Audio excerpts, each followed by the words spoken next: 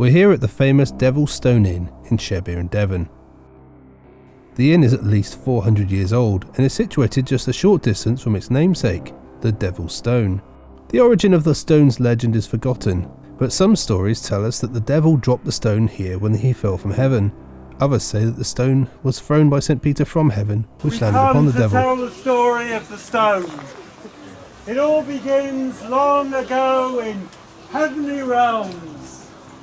For there the arch-fiend, the devil, boo!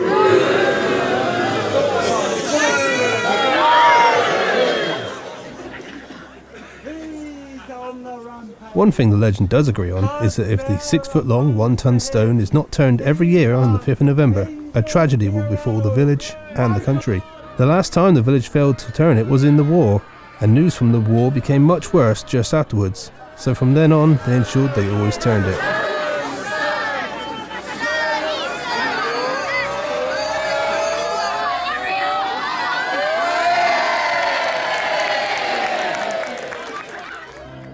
The team arrived early and set up the CCTV system.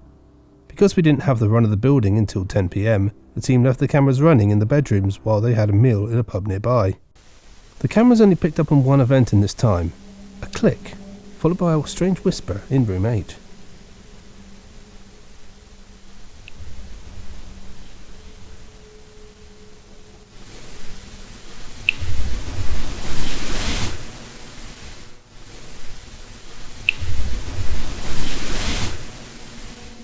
After the team returned, most of them ventured over to the nearby churchyard, having heard tales that some psychic mediums have found it hard to enter the area. After seeing a strange shadow, some of the team moved over to the corner, and John picked up on the gravestone bearing a name that would become very relevant later on. Look at the two graves that's over in the corner there. What? William Squire.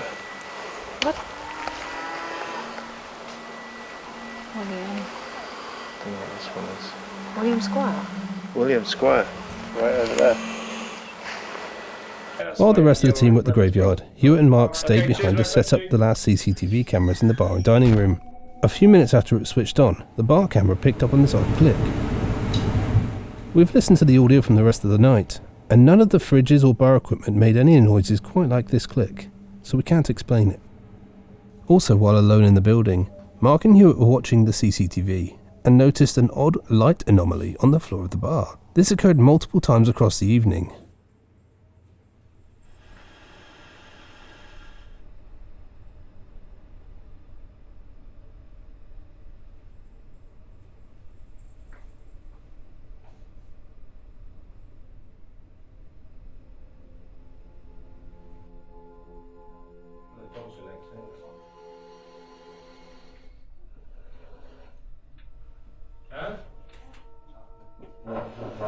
On review, we aren't fully sure if this is paranormal or not, so we're going to leave this one up to you. Let us know what you think. What is interesting is that later on we placed a REM pod on this spot, and it went off twice during the evening.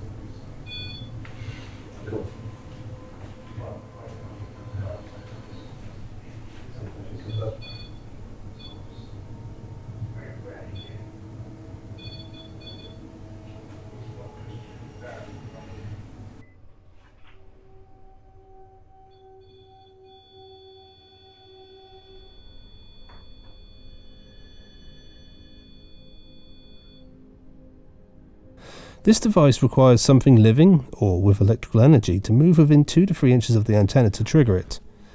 A brick wall won't do this, so what did set it off? After the team returned, Kaz, Anne, Helen and Ben took part in a Springulum session in the bar, while John was filming. For those who haven't seen a Springulum before, it's a wooden knob on the end of a spring, which spirits can move to denote yes and no answers, like a simple version of a Ouija board. The session's really quiet, so John wanders off into the adjoining pool room. While filming a chair by the door which felt odd to him, he picked up on a strange click in the room behind him.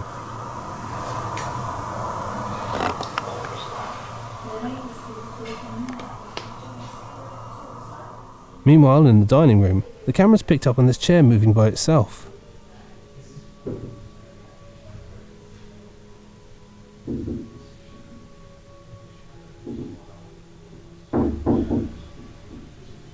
Although this initially excited our footage reviewers, it was quickly debunked. It's been caused by a furry resident of the pub. Having had no results with the Springulum experiment, the team moved into the pool room to try an EVP session.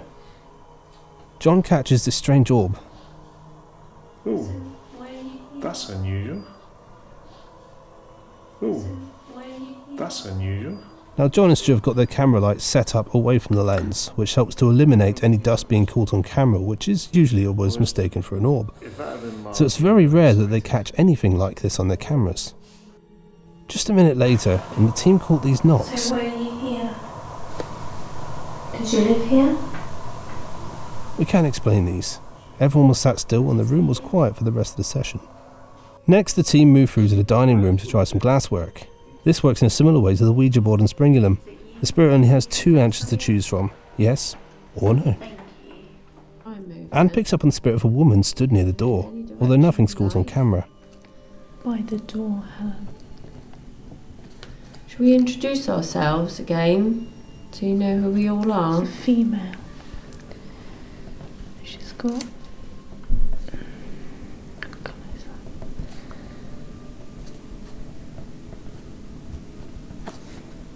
a creamy dress. Just a few seconds later, this odd whine or cry is heard in the room. She's just by the door.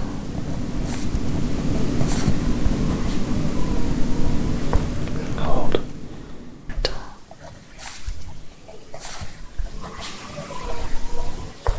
Hold. Just after this cry is heard, the glass does begin to move. We find out the spirit on the glass is a lady, and Anne soon picks up on her name. Anne could see at the end of the room just now. Are you a lady? Move the glass if you're a lady, please. Any direction. That's super. You are a lady. That's lovely. Thank you very much. Where you've come from, with your history.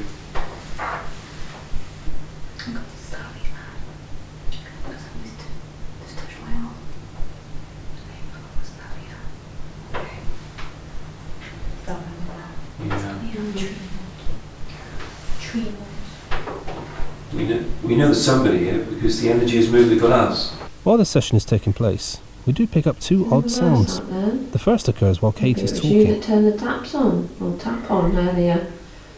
It was you. Would you like to taps on, or tap on earlier? It was you. It sounds faintly like a scream, and is loudest on the microphone, which is located on a table behind Stu. Stu's camera and Kaz's recorder on the glass table do pick it up, but it's much quieter, so it's unlikely to be one of us. Come on in.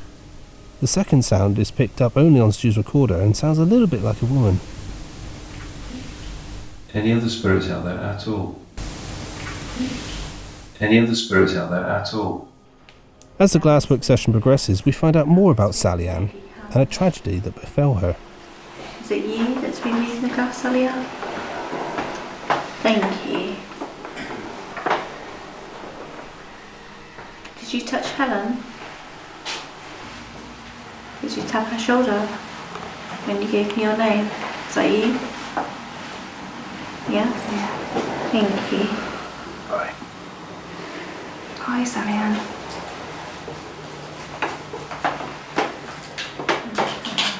So was it you that I could see outside on the corridor? It was. Okay, thank you. Did you have children? Yes. Thank you.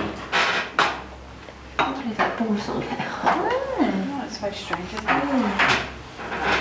Because normally you just touch like this, Did your child die young?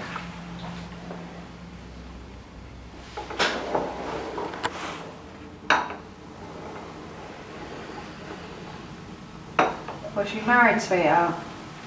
Was you married?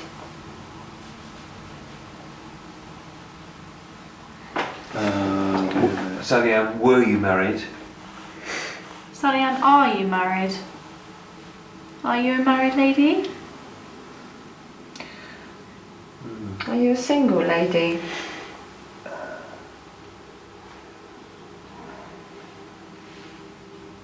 trying to think of a way of asking the question. Did you have your child out of wedlock? Exactly. Yeah. Did you hear a woman's voice behind you? Did you hear a woman's voice behind you? Sally, were you thought of badly for having a child out of wedlock? No, she's definitely bang man. Sally Ann, there's nothing wrong with having a child. I'm married. Stay. I could sit on a stairwell. Sally. Sally Ann. Sally Ann, sorry. I do apologise. Did something bad happen to your daughter?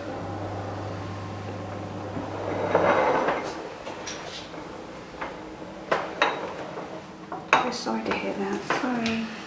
I'm sorry. So, Sally, is she buried? Sally Ann, is she buried in the churchyard across the road? Is your daughter buried in the churchyard across the road? Thank you. Sally Ann, did she Our research has found two possible candidates for Sally Ann. In the first, Sally used to be a nickname for Sarah, and we found a record for Sarah Jane Hearn, who along with her mother, father and husband were all innkeepers of the building over a 30-year period. Her first daughter was born out of wedlock and died at age 10. The second candidate did not live at the inn, but was born in the town. Sally Martin, a Christian missionary, became Sally Trewin by marriage. Her and her husband moved to Canada, but within a year of arriving there, 3 of their 4 children had died of the measles, all under 5. After a tea break, the team all moved upstairs and split into small groups to investigate the bedrooms. While they're setting up, the dining room camera picks up on 3 loud knocks. They sound like a door knocker. It's 1 AM in a very quiet village, so it's unlikely to be someone outside. Soon after, the CCTV caught a clear and loud clap in the bar. Now this happened while everyone was upstairs, and the dining rooms and stairs cameras don't really pick it up, so the sound must have come from the bar itself and been quite close to the camera. We really have no explanation for it at all. Gaz, John, Ben and Kate are in room 6 when this odd sound is captured. Is that your stomach? No, that wasn't. Is that your stomach? No, that wasn't. I don't know what that was. At first we thought it was a chair being moved downstairs, but no one's down there. Shortly afterwards, Kaz picks up on a lady and John starts to become affected by something. I don't know why, but I keep wanting to say Izzy. Izzy. Izzy? Izzy? Let's get busy. Kaz, I'm getting short of breath. Yeah, you do every time we come in this room. I know. Oh, don't say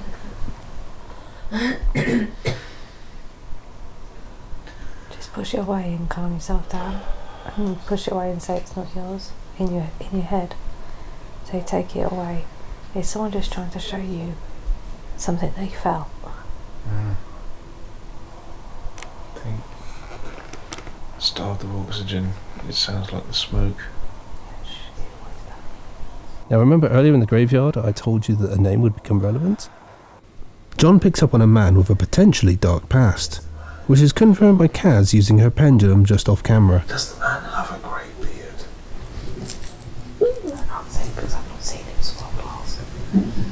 I've not actually seen him, to be quite honest. No, I'm not sure about his hair because I think he has a hat on.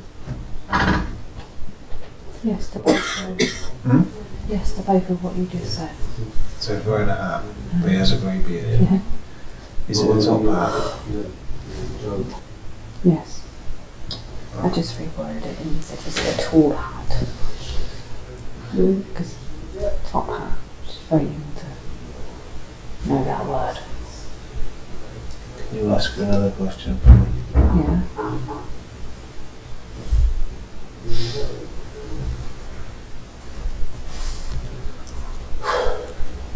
What's the question? Did he kill her in a fire?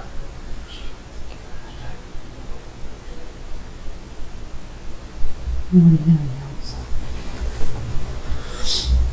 Oh, I know, that's the man that did it. Yeah, you already know the answer. Well, not sure if that man was the man. That's what I want to confirm.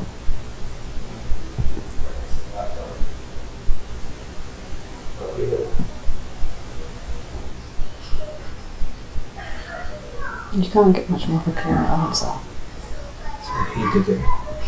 Every question you've answered has been a strong yes.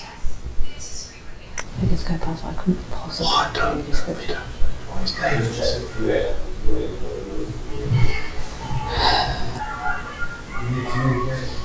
The one that you saw on the gravestone. The first name. Everything past the last few times has been yes. That first name, but short it and put a B in front.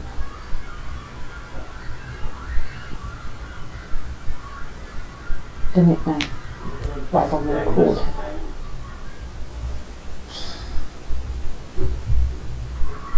I got it, yeah. Huh? Right, so.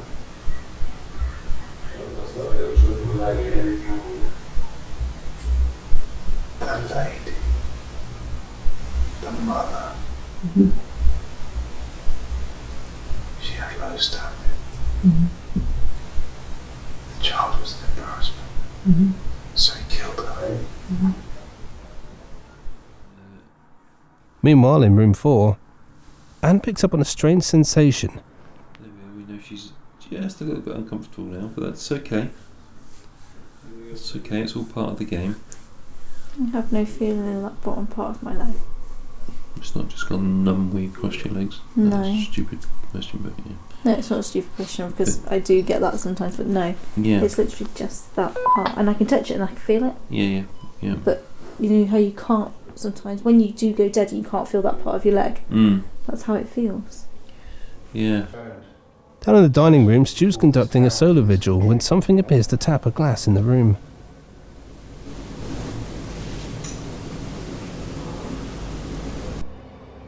Meanwhile, Kaz's team have moved downstairs into the bar and start a glasswork session. The team begins to speak to a spirit, who seems to be the same man that John picked up on upstairs and has a link to the gravestone from earlier. It's a bit weird. You know how the glass works, you push the glass to where you want it to go. Would you prefer it if I referred to you as William? Do you like it to be more formal?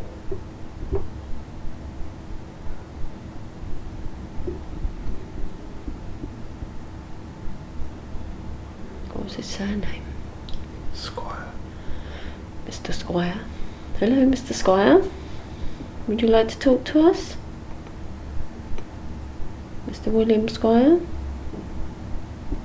Come on. Cousin John says you've been here before, so I've never met you. Nope.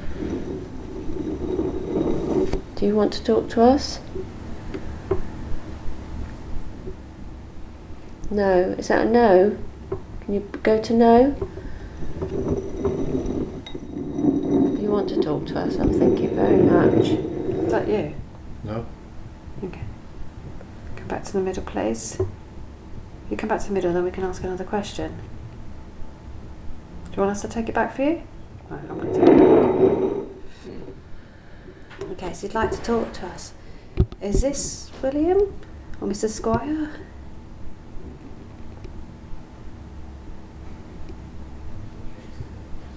Can you go to no if it's not? If it's not, you can go to no.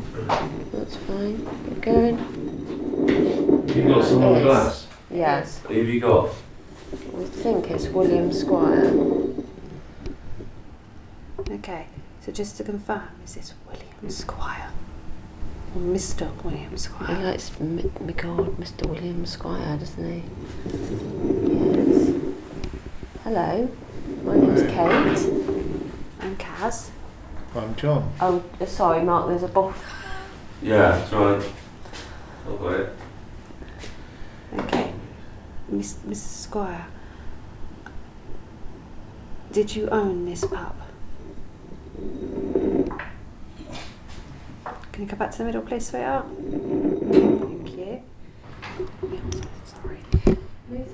if you want to say something. Thank you. What did you say, Kaz? Did someone do something here that's upset you or made you feel angry in any way? Has somebody made you angry? Yes. Is it one of us? Oh, whoops. Could you go towards the person that's made you angry, please? If that's okay. Okay.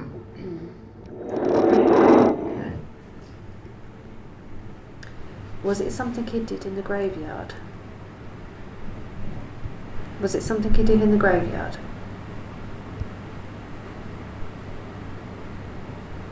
Was it something you did in the graveyard? Was it John? Is it something John did? Yes or no? Mr. John? Mr. John? Mr. William Squire, thank you. No, we're in the last line. Okay, would you like John to say sorry? Do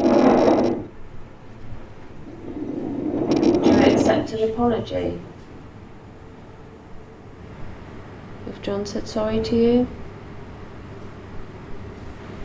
Would that be acceptable?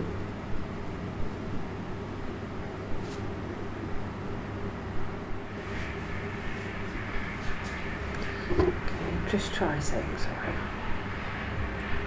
William, I'm sorry if I upset you. Will you accept that? I will. I can feel the glass pulling. Yeah, It is. it's a very reluctant. Yeah. Are you sort of half-hearted? Yeah. You're not quite sure whether to accept it or not. No. You don't want to accept it. Oh, I'm really sorry about that. John does mean it when he says it. You know, it's no good hanging on to anger. Anger just makes you more angry. You know, he is sincere about it. So, Mr. William Squire. Probably really like that, me calling you sir. Sir Squire. Do you like that? You like that, do you? Should we call you that from now on? Yeah, Sir Squire. Oh, Sir Squire. Okay. What was your question, Beth? Have you got children? Did you have a daughter? Sir Squire. Yes. Thank you, sir. Did your daughter do something that made you upset with her?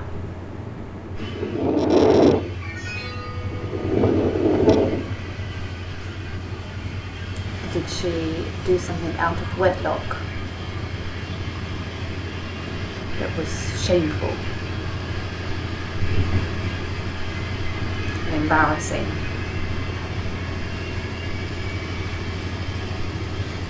Would you like us to ask you different questions? Something different? About how old you are? Okay. Yeah. Okay.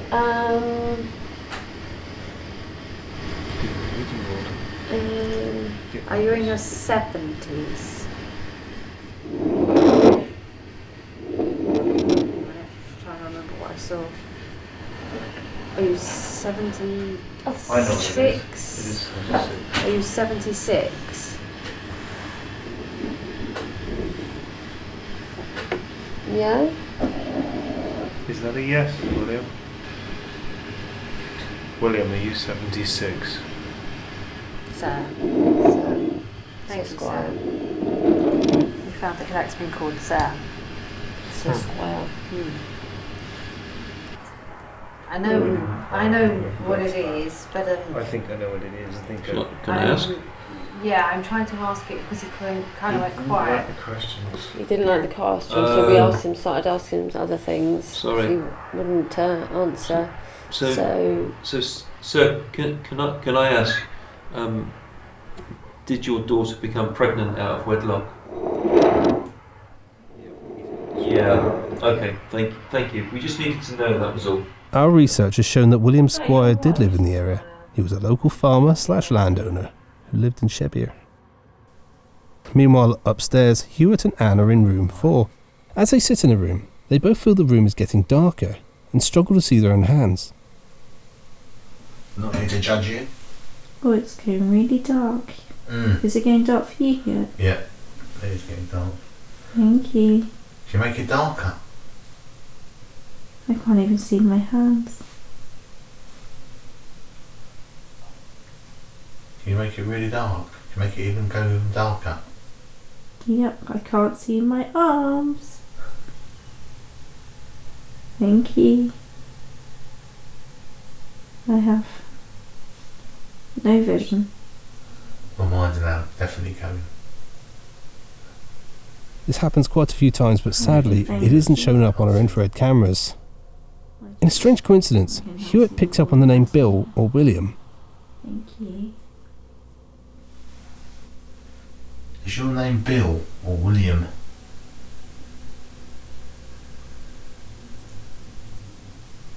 Are you Bill or are you William? Which one do you prefer?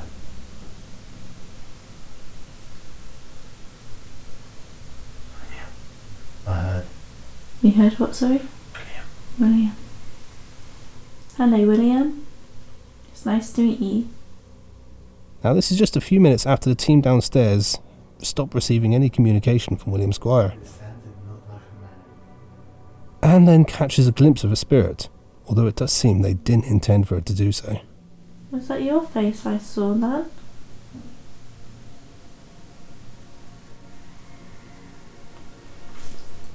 So, like, wavy hair on the man.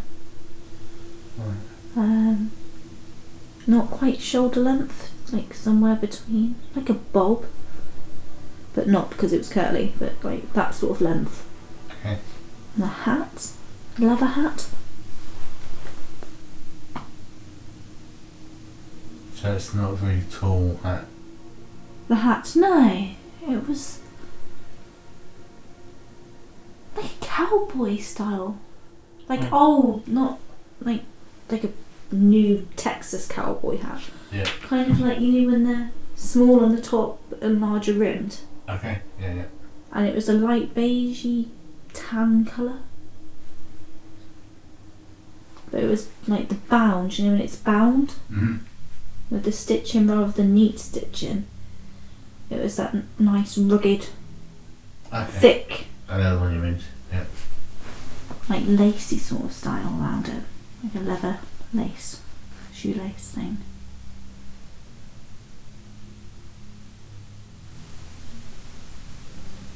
And now I've described it and I've got a tightening in my chest.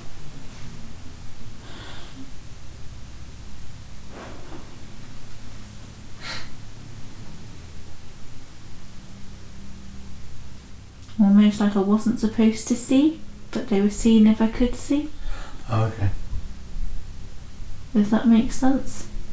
I think so. They're testing your abilities. Yeah. Like, oh, she did see. Now I feel like they give you that anxious feeling like you shouldn't have done that. Yeah. And like that feeling's gone now, it's backed off. Our researcher Helen found that two previous landlords had worked in America, James Bowman and William Henry Braun Hearn. So maybe this explains the American-style hat. While still in the same room, a series of loud knocks and even a voice are captured on Anne's recorder.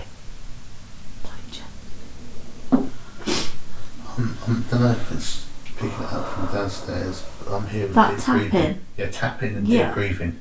Deep breathing's me. That tapping is not me. That's over by you. Hello? That deep breathing is because I keep getting that anxious tightening in my chest. Okay. Every time he comes so close. That tapping's moved slightly over to you a bit more.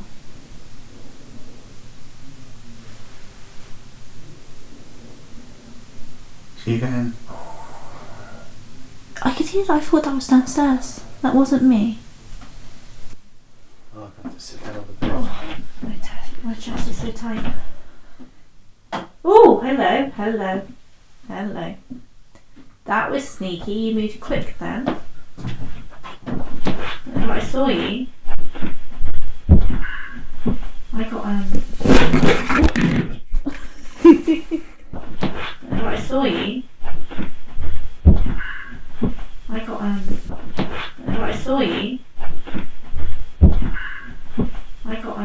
The rest of the team are all sat downstairs in the bar when these happened, so no one was upstairs to have made these noises. Back downstairs, the team had been trying to get William Squire, or any other spirits, to talk to them again. But after a while, they get this message.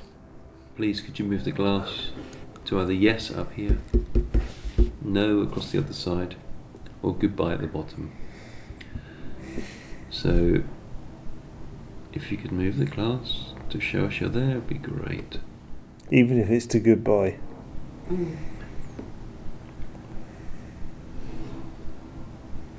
Anybody there? Just move the glass. Just move it around for us. That's it. That's it. Thank you. Thank you.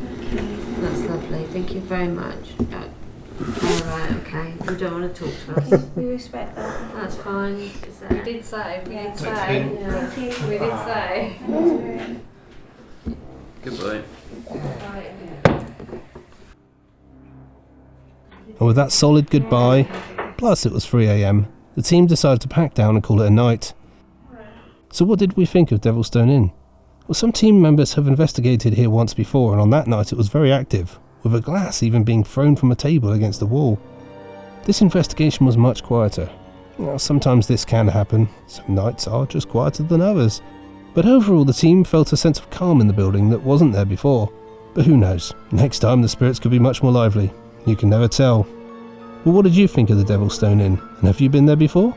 Leave a comment below if you have and tell us what you think.